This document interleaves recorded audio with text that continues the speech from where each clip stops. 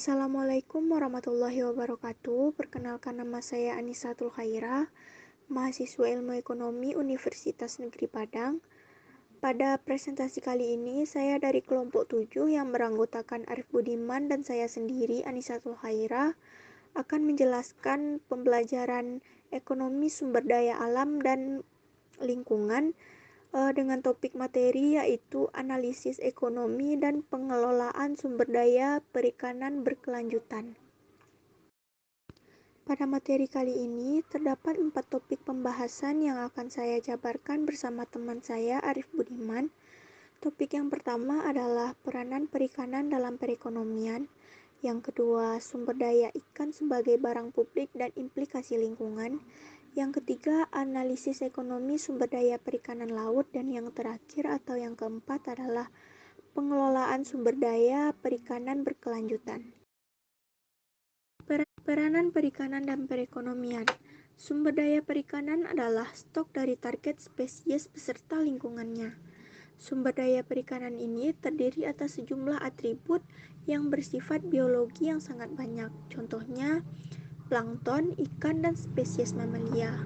Yang bersifat kimiawi, contohnya salinitas dan konsentrasi oksigen. Dan yang bersifat fisik, contohnya tipe endapan, cadangan minyak, gelombang, dan ruang. Yang selanjutnya bisa dibedakan lebih lanjut dengan jumlah, kualitas, dan atribut yang terkait. Perikanan mencakup 19% konsumsi manusia total untuk protein hewan, sehingga kelembagaan yang baik bagi pengelolaan perikanan menjadi sangat penting. Bagi negara maritim yang luas perairan laut yang besar memiliki potensi ekonomi yang tinggi bagi pembangunan nasional. Ekosistem laut Indonesia merupakan salah satu yang terkaya di dunia, yaitu sebagai salah satu pusat keberagaman karang dunia, sekitar 500 spesies. Keberadaan sumber daya kelautan yang penting memberikan tantangan pengelolaan yang signifikan untuk mewujudkan tingkat pembangunan yang berkelanjutan. Secara ekonomi, sektor perikanan telah memberikan kontribusi yang tidak kecil terhadap perekonomian nasional. Meskipun peranan dan kontribusi sektor pertanian secara umum cenderung menurun dalam dekade terakhir, namun kontribusi sektor perikanan meningkat secara signifikan. Sektor perikanan dan kelautan juga memberikan kontribusi yang tidak kecil bagi devisa negara. Komoditas utama yang diandalkan untuk memperoleh devisa selama ini adalah udang yang segar dan beku. Selanjutnya adalah ikan dan mutiara. Yang kedua adalah sumber daya ikan sebagai barang publik dan implikasi lingkungan. Dua karakteristik utama barang publik yaitu tidak ada persaingan dalam konsumsi dan tidak bisa mengeluarkan seseorang dari haknya untuk pemanfaatan sumber daya yang dimaksud. Tidak ada persaingan dalam konsumsi berarti dua atau lebih orang bisa mengkonsumsi barang tersebut secara simultan tanpa mengganggu penggunaan atau konsumen lain dari barang tersebut. Sumber daya milik bersama cenderung dieksploitasi secara berlebihan, sehingga stok sumber daya ini menjadi sangat mengkhawatirkan dan bahkan jika tidak dikendalikan dengan baik, stok sumber daya tersebut bisa terancam habis tanpa bisa diperbaharui, terkecuali dikembangkan pola pengelolaan perikanan yang tepat, atau yang lebih populer disebut sebagai pengelolaan perikanan berkelanjutan atau Sustainable Fishery Management. Isu-isu pengelolaan sumber daya kelautan yang utama adalah pertumbuhan atau pengembangan pertambangan di kawasan hidup karang, eksploitasi berlebihan dari kawasan karang, eksploitasi deposit minyak dan gas bumi pada dasar laut, serta kegiatan transportasi yang menyertai juga menimbulkan potensi bagi masalah-masalah yang signifikan dalam rangka konservasi sumber daya kelautan. Akses yang bebas terhadap sumber daya perikanan menimbulkan dua jenis eksternalitas. Yang pertama, eksternalitas kontemporer. Eksternalitas kontemporer yang ditanggung oleh generasi sekarang yang terkait dengan pengalokasian sumber daya berlebihan untuk penangkapan ikan dengan terlalu banyak kapal, terlalu banyak nelayan. Akibatnya, nelayan memperoleh keuntungan yang sangat rendah. Eksternalitas yang kedua adalah eksternalitas antar generasi. Dampak lebih lanjut dari penangkapan berlebihan menyebabkan keuntungan dari usaha penangkapan di masa yang akan datang menjadi lebih rendah. Keberadaan kedua eksternalitas itu saling mempengaruhi, sehingga kalau terjadi eksternalitas kontemporer, eksternalitas itu akan memberikan dampak lebih lanjut terhadap eksternalitas antar generasi. Dengan demikian, praktik penangkapan berlebihan tidak hanya merugikan nelayan dan masyarakat dalam jangka pendek, tetapi juga dalam jangka panjang. Materi yang ketiga dan materi yang keempat akan disampaikan oleh teman saya, Arif Budiman. Kepada Arif Budiman, saya persilahkan. Assalamualaikum warahmatullahi wabarakatuh. Perkenalkan, nama saya Arif Budiman dengan NIM 19060036. Saya akan melanjutkan materi yang ketiga, analisis ekonomi sumber daya perikanan laut. Meskipun sumber daya perikanan laut termasuk kategori sumber daya alam yang bisa diperbaharui, kalau eksploitasi sumber daya perikanan dilakukan secara semena-mena dan tidak terkendali, keberadaan sumber daya ini dapat punah.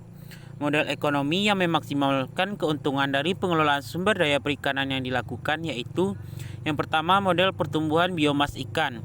Dalam kerangka alokasi sumber daya perikanan laut yang berwawasan lingkungan, terlebih dahulu perlu dipahami dimensi biologi dari pertumbuhan dan jumlah populasi ikan yang ada. Suatu tangkapan ikan dikatakan lestari berkelanjutan jika tingkat tangkapan itu sama dengan tingkat pertumbuhan populasi. Selanjutnya, efisiensi penangkapan ikan. Tingkat tangkapan sustainable maksimum sebenarnya bukanlah jumlah eksploitasi yang dikatakan efisien, karena tingkat tangkapan ini hanya mempertimbangkan faktor biologis semata. Sedangkan efisiensi ekonomi penangkapan masih berkaitan dengan aspek biaya dan benefit dari usaha penangkapan ikan. Fungsi produksi perikanan. Dalam teori pengelolaan perikanan, pembuat kebijakan berusaha untuk memaksimumkan output sumber daya dengan memilih di antara serangkaian pilihan-pilihan keputusan dan menerapkan serangkaian aksi yang menghasilkan satu rangkaian output maksimum tersebut. Selain itu, tujuannya dalam rangka memaksimumkan keuntungan bagi nelayan atau perusahaan yang terlibat. Selanjutnya, fungsi usaha dan hasil. Dalam pertimbangan suatu perikanan dengan spesies tunggal, jumlah yang ditangkap pada periode T diberikan oleh suatu fungsi produksi umum YT sama dengan XTE. Dengan penangkapan stok sumber daya perubahan berdasarkan XT ditambah 1 dikurang XT sama dengan fungsi XT dikurang YT. Jika menggantikan fungsi produksi tersebut ke dalam persamaan ini dan mengevaluasinya pada kondisi tetap dengan XT ditambah 1 sama dengan XT sama dengan X, bisa disimpulkan bahwa fungsi X sama dengan HXE. Selanjutnya, model statis untuk akses terbuka. Dengan fungsi usaha dan hasil Y sama dengan YE, bisa dianalisis keseimbangan jangka panjang dalam perikanan akses terbuka. Misalkan harga per unit di pelabuhan adalah P besar dari 0, maka penerimaan posisi mantap dari hasil YE tidak lain adalah R sama dengan PYE. Fungsi revenue ini akan kelihatan sama dengan fungsi usaha dan hasil, tetapi akses vertikal sekarang akan mengukur rupiah. Selanjutnya, model dinamis akses terbuka. Persamaan pertama, XT tambah 1 dikurang XT sama dengan fungsi XT dikurang YT, sehingga menjadi XT ditambah 1 dikurang XT sama dengan fungsi XT dikurang HXT ET. Persamaan kedua menjelaskan dinamika usaha penangkapan lebih spekulatif. Maksimisasi profit statistis melalui swastanisasi. Ketidakefisienan dari akses terbuka sudah diakui sejak lama, sehingga diusulkan pemilikan tunggal melalui sustanisasi dari sumber daya, keterbatasan usaha pada tingkat yang akan diadopsi oleh suatu pemilik tunggal berusaha memaksimumkan profit atau rente statis. Selanjutnya, memaksimumkan profit dinamis. Usaha bidang perikanan komersial merupakan investasi jangka panjang sehingga perlu memperhatikan nilai waktu, baik untuk biaya yang dikeluarkan maupun benefit yang akan diperoleh dari usaha penangkapan ikan. Dengan menghitung nilai sekarang, present value, dari aliran biaya dan benefit yang akan datang. Dengan tujuan untuk memaksimumkan nilai sekarang dan usaha budidaya perikanan laut. Lanjut ke materi yang keempat, pengelolaan sumber daya perikanan berkelanjutan. Pengelolaan perikanan dicirikan oleh perubahan konflik, kompleksitas, dan ketidakpastian. Mayoritas masalah dalam pengelolaan perikanan adalah masalah kelembagaan. Oleh karena itu, dibutuhkan solusi yang bersifat kelembagaan. Pengaturan kelembagaan memberikan baik kesempatan maupun kendala untuk pengelolaan perikanan kooperatif. Selanjutnya, kebutuhan pengelolaan berkelanjutan. Kebutuhan penting bagi pengelolaan perikanan berkelanjutan telah mendapat perhatian yang meningkat akhir-akhir ini karena pada tingkat eksploitasi yang sekarang tidak memungkinkan lagi untuk adanya suatu peningkatan yang besar dalam total tangkapan. Tujuan pengelolaan adalah untuk mengontrol perikanan agar pengelolaan perikanan mampu memberikan benefit bersih yang sejalan dengan tujuan pembangunan nasional. Masalah dalam pengelolaan sumber daya perikanan. Yang pertama, ketidakpastian biologis. Yang kedua, faktor sosial ekonomi. Yang ketiga, faktor kelembagaan. Yang keempat, keamanan dan kegiatan penangkapan. Selanjutnya, perspektif pengelolaan sumber daya perikanan ke depan. Pemerintah yang ditugasi dan tanggung jawab untuk pengelolaan perikanan laut mempunyai persyaratan informasi yang spesifik terkait dengan kondisi kekinian tentang perikanan dan konsekuensi yang mungkin timbul dan strategi pengelolaan alternatif. Untuk memahami bagaimana benefit dari pendekatan pemangku kepentingan stakeholder dalam pengelolaan perikanan adalah dengan hanya membicarakan pengelolaan dalam konteks stakeholder daripada kelompok pengguna user group yang mungkin membuat lebih peka terhadap kepentingan ganda ekonomi, perikanan, dan lingkungan yang dipengaruhi oleh keputusan-keputusan pengelolaan. Baiklah, itu sekian materi yang dapat saya sampaikan. Saya kembalikan ke moderator. Dan presentasi dari kami kali ini, jika ada kesalahan dalam pengucapan kata maupun kalimat yang kami ucapkan, kami mohon maaf. Dan jika ada dari teman-teman yang ingin bertanya, kami persilahkan bertanya pada forum diskusi yang telah disediakan.